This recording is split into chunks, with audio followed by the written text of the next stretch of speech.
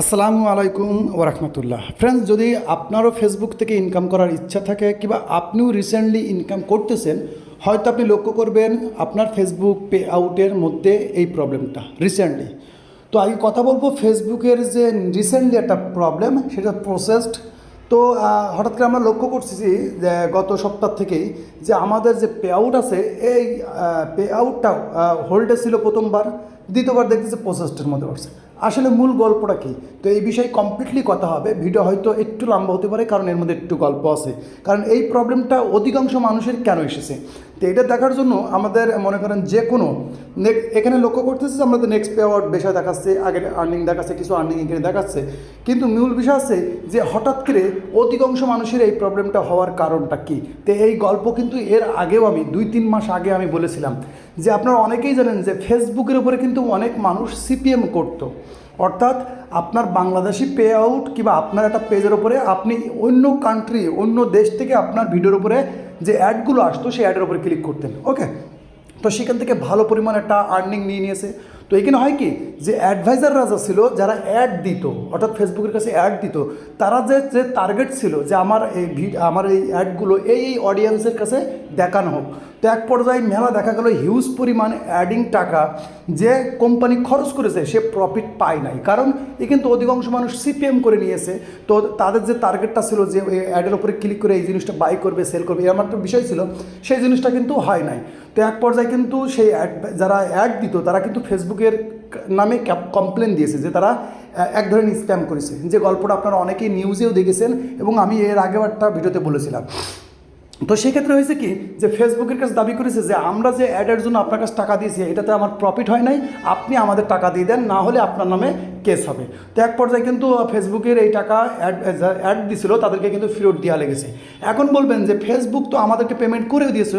আপনারা রিসেন্টলি জানেন অনেকে সিপিএম করে কিন্তু অনেক মিলিয়ন ডলার নিয়ে নিয়েছে, ইনকাম করেছে। আপনারা রিসেন্টলি ঘটনাও শুনেছেন এর আগেও। তো সেখানে হয়েছে কি, এখন ফেসবুক যখন আমাদেরকে এই আর্নিংটা দিয়ে দিয়েছে, অ্যাডভাইজাররা তারা ফেসবুকে টাকা দিয়েছে, এখন অ্যাডভাইজাররা বলতেছে ফেসবুককে যে আপনি আমাদের টাকা ফেরত দেন। তখন সেক্ষেত্রে কিন্তু জরিমানা হিসেবে ফেসবুক তাদেরকে ফেরত দিয়েছে। এখন ফেসবুক তো আমাদেরকেও দিয়ে দিয়েছে, অ্যাডভাইজারকেও টাকা দিয়ে দিয়েছে, এখন ফেসবুকের এই টাকা কে দিবে?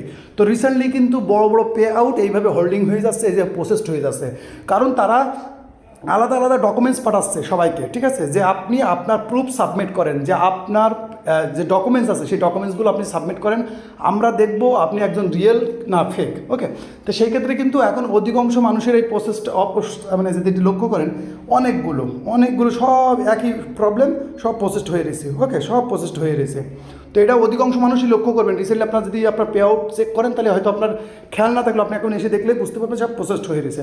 তো হওয়ার মূল বিষয় হচ্ছে কি, ফেসবুক বলতে চাচ্ছে আপনি আর্নিং করতে হলে আপনাকে আপনার প্রমাণস্বরূপ সব কিছু ডকুমেন্টস আমরা যা যা চাবো সেগুলো আপনাকে দেখাতে হবে। যদি ওকে থাকে তাহলে এই পেমেন্টগুলো চলে আসবে। আর যারা দেখাতে পারবে না এই পেমেন্ট কিংবা এই অ্যামাউন্টটা ফেসবুক নিজেই রেখে দিবে। ওকে, তো এটা ছিল কিন্তু খুবই গুরুত্বপূর্ণ, কারণ যদি আপনি ফেসবুক থেকে ইনকাম করবেন ভাবছেন, তা জানা জরুরি ছিল। আর যদি আপনার অলরেডি আর্নিং আসে তো আপনার কেন এই প্রবলেমটা হয়েছে এটাও আপনি জানতে পারলেন। আশা করি মোটামুটি একটা ধারণা আপনারা বুঝতে পেরেছেন যে রিসেন্টলি এই প্রবলেমটা কেন আসছে। কারণ অধিকাংশ আপনি যদি লক্ষ্য করেন এই প্রবলেমটা কিন্তু বলতে পারেন এক ধরনের, বলতে পারেন কি বলবো, যে প্রায় 80% লোকেরই কিন্তু এই প্রবলেমটা দেখা দিচ্ছে। 80% আমি লক্ষ্য করেছি। এবং রিসেন্টলি অনেক ভাই বোনেরা তারা মেসেজ করেছে, ভাই এই প্রবলেমটা কেন?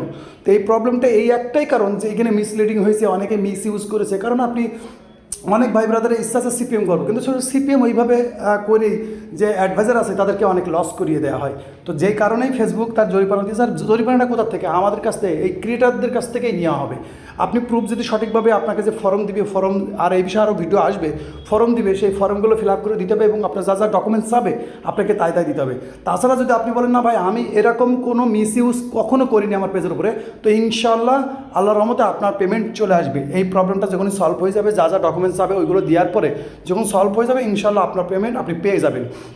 কারণ কি অনেকেই মিসইউজ করে না তা না, অনেকেই মিসইউজ করে, অনেকে সঠিকভাবে কাজ করে, অনেকে এইসব বিষয় বোঝেই না। তো ইনশাল্লাহ আপনি যদি লিগাল পার্সন হন আর আপনার সব কিছু লিগাল ডকুমেন্টস থাকে আর যা যা চাবে সেগুলো দেন, তো ইনশাল্লাহ আমি মনে করি আপনার পেমেন্ট প্রবলেম হবে না। কিন্তু প্রবলেম এইসব অ্যামাউন্টের প্রবলেম কোনো প্রবলেমই না। মনে করেন এই যে সামথিং 20, 50, 100, $200, $1,000, $2,000 এরকম না। যারা আসলে সিপিএম করে তারা আসছে কি লাখের কাছে চলে যায়, প্রায় 2, 5, 10 লাখ ডলারের কাছে চলে যায়, এইসব হচ্ছে সমস্যা। কিন্তু আমাদের মতন ছোটো ছোটো কন্টেন্ট কিনে $50, $10, $100 কিংবা $1,000, এগুলো কোনো প্রবলেম নেই, ইনশাল্লাহ টেনশনের কোনো কারণ নেই। যদি আপনার কাছে কোনো ফর্ম টর্ম চাই কিংবা কোনো ডকুমেন্ট চাই, সেগুলো আপনি সাবমিট করবেন, ইনশাল্লাহ প্রবলেম নেই। আর এই বিষয়ে নেক্সটে আরও একটা ভিডিও আসবে, যেটাও যখনই সলভ হবে কিংবা এর কোনো সমাধান আসবে, ইনশাল্লাহ আরও একটা নেক্সট ভিডিও আসবে। আর এই প্রবলেমটা কার কার এসেছে অবশ্যই কমেন্ট করে জানান, এটা খুবই গুরুত্বপূর্ণ। কার কার কমেন্ট জানাবেন যে আপনাদের প্রবলেমটা এসেছে কিনা, আর কার কার সমাধান আছে, কোনো সমস্যা হয় না, তারাও একটা কমেন্ট করবেন, কারণ আপনাদের কমেন্ট অনুযায়ী আমি আবার নেক্সট একটা ভিডিও বানাবো ইনশাআল্লাহ। ততক্ষণ ভালো থাকেন, নিজের খেয়াল রাখেন, আল্লাহ হাফেজ।